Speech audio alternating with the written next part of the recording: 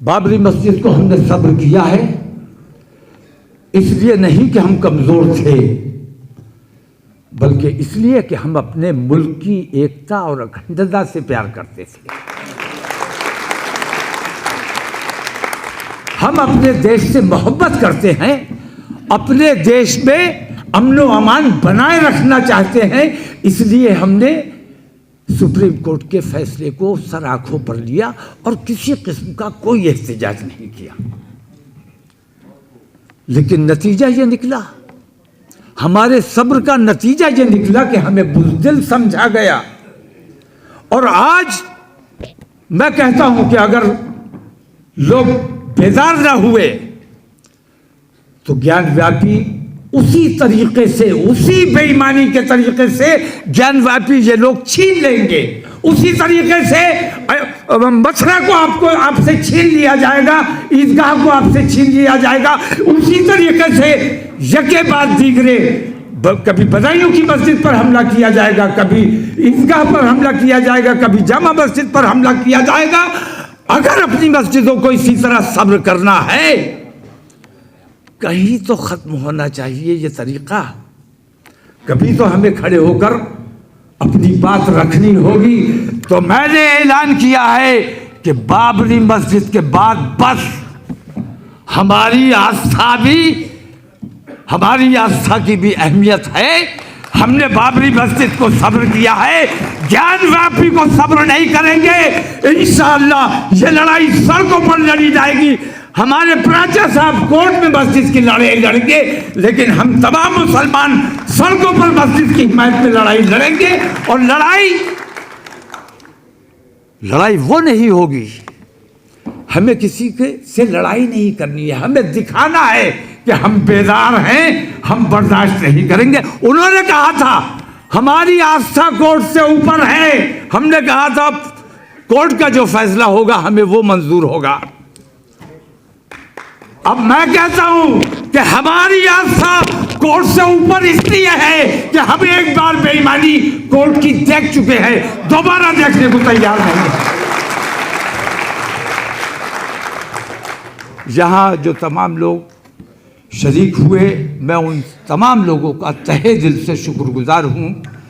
और तवील गुफ्तगू का वक्त नहीं है, सिर्फ इतना कहना चाहता हूं कि आज जो हमारा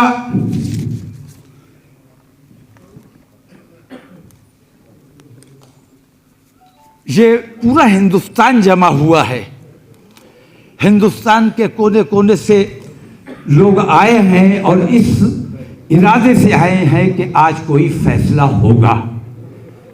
और मैं ये चाहता था कि पहले मैं अपनी तजवीज़ रख दूं, उसके बाद आप तमाम लोगों की राय ली जाए, लेकिन कुछ निज़ाम चेंज हो गया, थोड़ी अफरा तफरी भी रही।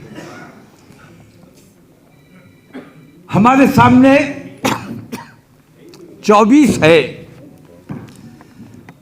और मैं ये महसूस करता हूं कि अगर सरसरी तरीके से देखा जाए तो सिर्फ 2 पार्टियां आमने सामने हैं। उन्हीं दोनों के दरमियान पहले और दूसरे नंबर का फैसला होना है। तो इसमें हमारा क्या रोल है, हमारा क्या रोल रहना चाहिए? हम हिंदुस्तान के वासी हैं, हिंदुस्तान में कैसी हुकूमत आनी चाहिए ये हमारी जिम्मेदारी है। हमें बांटा गया है, अगड़े और पिछड़े में बांटा गया है, जबकि हमारे यहाँ इस्लाम में न कोई अफजल है, न कोई अशरफ है, न कोई अफजल है।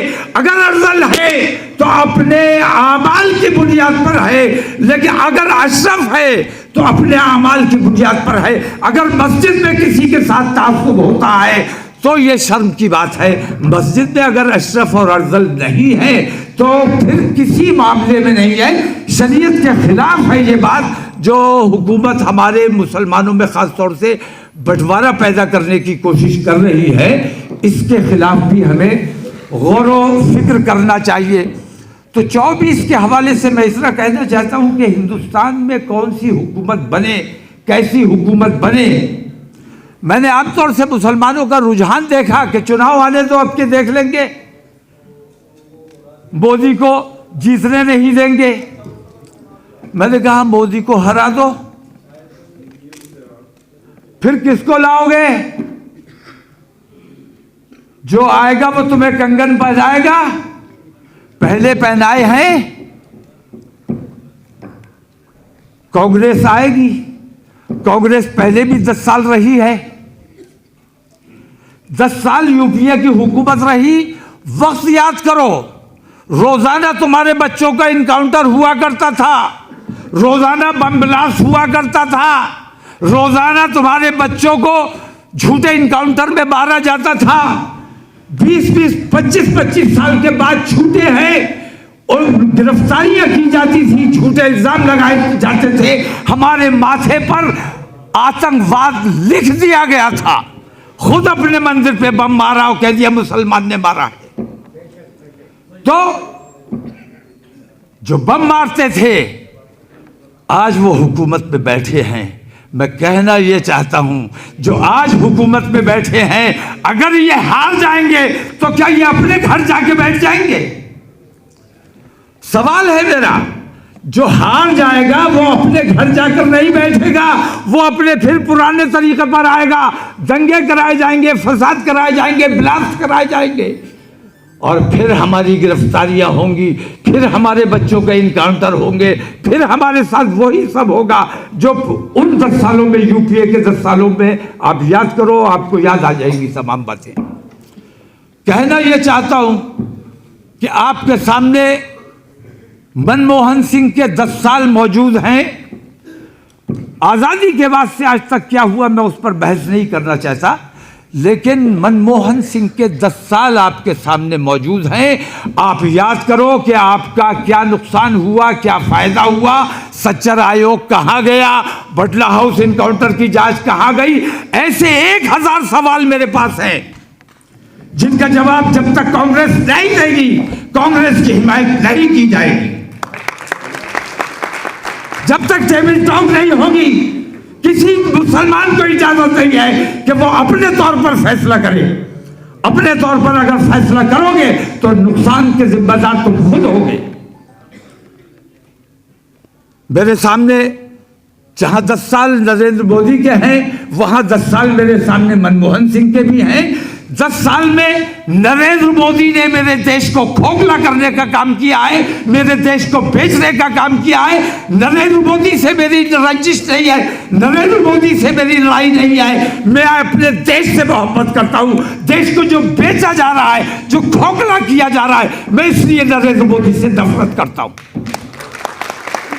मैं अपने देश प्रेम की बुनियाद पर ऐसी तमाम ताकतों से नफरत करता हूं जो मेरे देश का नुकसान कर रही हैं, जो देश में बंटवारे का काम कर रही हैं, जो देश को खोखला करने का काम कर रही हैं। तो बहुत गौर व खौफ करने के बाद हम इस नतीजे पर पहुंचे हैं कि हमें अपनी एक शरायतनामा तैयार करना चाहिए।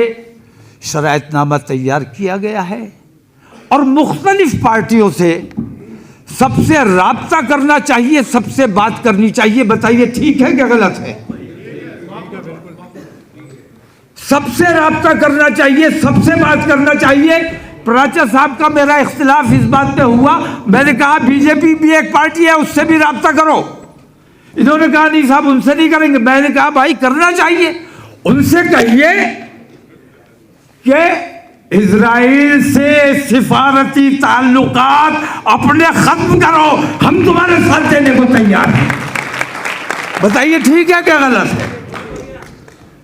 बजरंग दल और विश्व हिंदू परिषद जैसे आतंकवादी संगठनों पर लगाम लगाने का काम करो, हम तुम्हारे साथ हैं।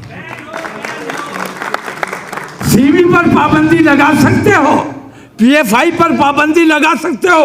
कर्नाटक में आलम यह है कि एक दो जख्म नहीं, सारा बदन छलनी है। दर्द बेचारा परेशान है, कहां से उठे। किन किन तकलीफों का जिक्र किया जाए, किन किन परेशानियों का जिक्र किया जाए, लेकिन सबसे बढ़कर और सबसे बेहतर बात मैं ये समझता हूँ कि हिंदुस्तान में बांटो और राज करो का रिवाज अंग्रेज बनाकर गया है और उसी अंग्रेज के तरीके पर आज काला अंग्रेज हुकूमत कर रहा है। अगर इस तरीके को हमने पहचान लिया है तो हमें चाहिए कि तमाम लोगों को, दबे कुचले तमाम लोगों को, मजलूम तमाम लोगों को मुत्तहिद होना चाहिए। हम ताकत हासिल करने के लिए, हुकूमत हासिल करने के लिए ये बात नहीं कर रहे हैं, बल्कि हम इसलिए कर रहे हैं कि हमें अपने देश से प्यार है, हम अपने वतन से मोहब्बत करते हैं, हम अपने मुल्क की अदलिया से मोहब्बत करते हैं, हम अपने देश के संविधान से मोहब्बत करते हैं। हम ये महसूस कर रहे हैं कि आज अदलिया को हिंदुस्तान में खत्म करने की कोशिश की जा रही है। जब बुलडोजर से फैसले होंगे, जब पुलिस खुलेआम इनकाउंटर करेगी, अदालतों तक जब बात नहीं पहुंचेगी तो अदालतों के वजूद की अहमियत क्या रह जाएगी। हम अदालतों की हिमायत में खड़े हैं, हम संविधान की हिमायत में खड़े हैं। मैं कहना यह चाहता हूं, अभी पिछले दिनों आपने देखा होगा, गुज़श्ता साल भी मैंने इस बात को नोटिस किया था और इस साल भी मैंने नोटिस किया कि सुप्रीम कोर्ट ने दिल्ली के प्रदूषण को देखते हुए दिवाली के पटाखों पर पाबंदी लगाई, लेकिन सुप्रीम कोर्ट के उस हुक्म की हुक्मदूली करने के लिए सुप्रीम कोर्ट के सामने जमा होकर तमाम लोगों ने आतिशबाजी छोड़ी और सुप्रीम कोर्ट ने इस पर कोई नोटिस नहीं लिया। ये चिंता का विषय है। सुप्रीम कोर्ट को चाहिए था पुलिस को ऑर्डर करते कि जिन जिन लोगों ने किया है उन तमाम को जेल में डाला जाए।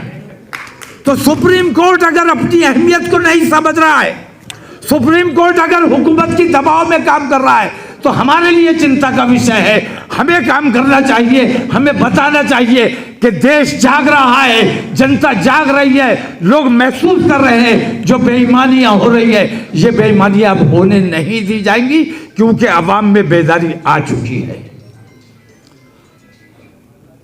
सुप्रीम कोर्ट के बहुत से ऐसे फैसले जिन पर एतराज किया जाना चाहिए। अभी मैं इतना जिक्र और जरूर करना चाहूँगा और ख़ास तौर से मुसलमानों से और अपने दलित भाइयों से ये बात ज़रूर कहना चाहूँगा कि ये जब चाहते हैं रविदास मंदिर को तोड़ देते हैं, ये जब चाहते हैं मस्जिद को तोड़ देते हैं, ये जब चाहते हैं इनका हनुमान चालीसा भी मस्जिद के ही आगे हनुमान जी कबूल करते हैं। इन तमाम चीज़ों को बंद किया जाना चाहिए, सुप्रीम कोर्ट को संज्ञान लेना चाहिए।